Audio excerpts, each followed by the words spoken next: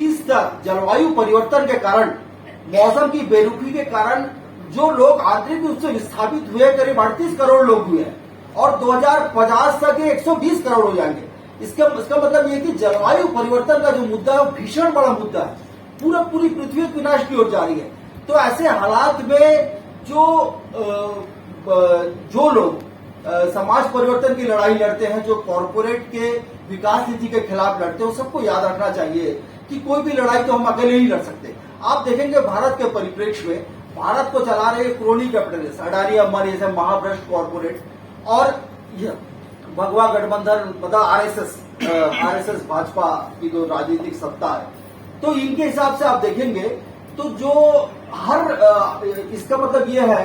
कि अडानी या अंबानी के कॉरपोरेट पॉलिसी के विकास नीति के खिलाफ जो पार्टियां भाजपा का विरोध करती है, आरएसएस, उनको सबको खड़ा होना चाहिए। लेकिन ऐसा नहीं है। छत्तीसगढ़ में हसदेव अरण्य का मुद्दा, जैसे कि आलोक जी बहुत अच्छा बताया कि जो सॉफ्ट हिंदुत्व और जो गाय गोबर की राजनीति करने वाली भूपेश बघेल अपने बेड़ा गर्क कर लिया कांग्रेस पार्टी ने, उसने शुरू किया।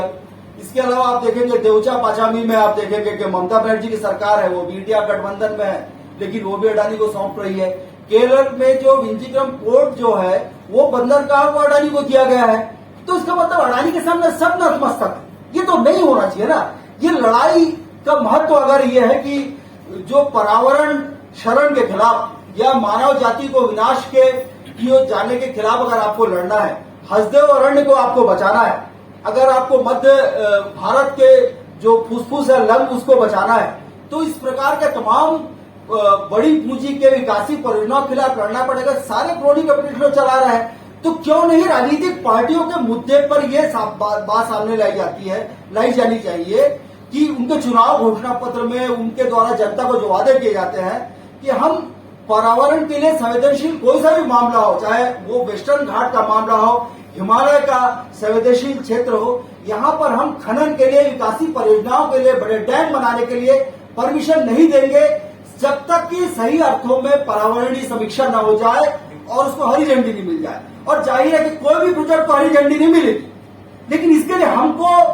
जो सारे लोग कॉर्पोरेट के खिलाफ लड़ाई लड़ रहे हैं, जो सामरिक दमन के खिलाफ लड़ रहे हैं, जल जंगल जमीन की लूट के खिलाफ लड़ रहे हैं, उनको एक होना पड़ेगा।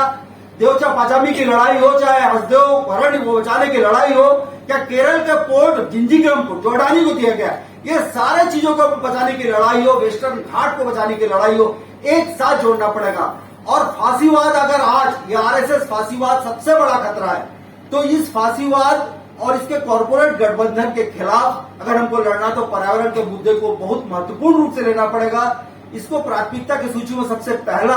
पहले क्रम में हमको रखना पड़ेगा। और मेरे विचार से तो हम कुछ बाजार है ये बात है, लेकिन कभी भी क्योटो में और विभिन्न जगह 50 जगह सम्मेलन हुए, अमेरिका ने कभी भी अपनी जिम्मेदारी स्वीकार नहीं किया, जो कि दुनिया का सबसे बड़ा साम्राज्यवादी ताकत है या साम्राज्यवादी और सरगना, दुनिया की जनता का दुश्मन नंबर 1। और मोदी जी उनके चाकर, मोदी नहीं है, इस्लामाबाद के शासक भी उनके चाकर है, नौकर। तो ऐसे हालात में जब रियो का जो सम्मेलन हुआ, उसके बाद में पर्यावरण के बारे में बहुत महत्वपूर्ण रूप से बातें सामने आई और वैश्विक उष्णता, जलवायु परिवर्तन के खतरे को लेकर पर्यावरणविद, जन संगठन पूरी दुनिया में आंदोलन करने गए। और जैसे ग्रेटा थोनबर्ग ने जो बात को सामने लाया, आप सब जानते हैं, ट्रम्प के मुंह के ऊपर उसने कहा दिया था तुम सब बर्बाद कर रहे हो। अब ये ग्रेटा थोनबर्ग और हॉलीवुड के कुछ अभिनेता मिलकर एक स्टीमर में, है ना सौम्या जी, अभी गाजा में जा रहे हैं जान जोखिम में डालकर कि हम जाके वहां त्राण या राहत सामग्री बांटेंगे। इजराइल के द्वारा जो पोषित है जो ह्यूमैनिटेरियन गाजा ह्यूमैनिटेरियन ग्रुप, वो हमारे पर गोली चलाए, तो देखेंगे। तो जो भी हो, तो अब ये क्या हुआ, मैं जिस बात को बोलने का प्रयास कर रहा हूँ, शमा जी ने कहा कि विकास विरोधी, आपने ये कहा ना, तो अभी ये है कि ट्रंप ने कभी भी स्वीकार नहीं, ट्रंप हमेशा डिनाई करता है। वो तो खैर अमेरिकी साम्राज्यवाद को सर्वोच्च स्तर पुराने उपनिवेशवाद के युग में ले जा रहा है, उसका ही एक हड़का कुत्ता इजराइल। तो ऐसे हालात में जब ट्रंप स्वीकार नहीं करता है, तो दुनिया के कई पूंजीवादी साम्राज्य शासक, लेकिन यूरोपियन यूनियन को स्वीकार करते हैं, लेकिन वो भी अपने देश के जो ओलिगार्क हैं, अपने देश के कॉर्पोरेट पे अंकुश नहीं लगाते, तो बल्कि वो क्या करते हैं, अब देखिए, पैसा खर्चा करना है पूंजीवादी साम्राज्यवादी देशों को पर्यावरण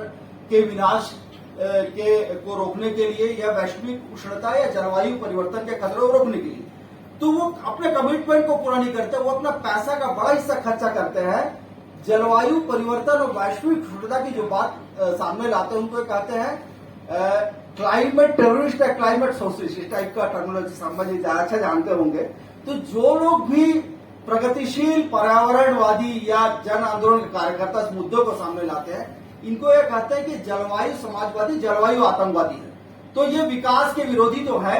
और मार्केट, जैसे यहां तक कि नोबेल पुरस्कार प्राप्त जो मिल्टन फ्रीडमैन है वो भी बोलता है मार्केट सबको समस्या का समाधान करेगा। पूंजीवादी साम्राज्यवादी व्यवस्था पर सिद्धि ताकत है, वो सब प्रॉब्लम सॉल्व करे, कोई बड़ी समस्या नहीं है। जैसा ट्रम्प बोलता है, ये भी वैसे ही बोलते हैं। तो ये एक माहौल पूरी दुनिया में बनाया जा रहा है कि जो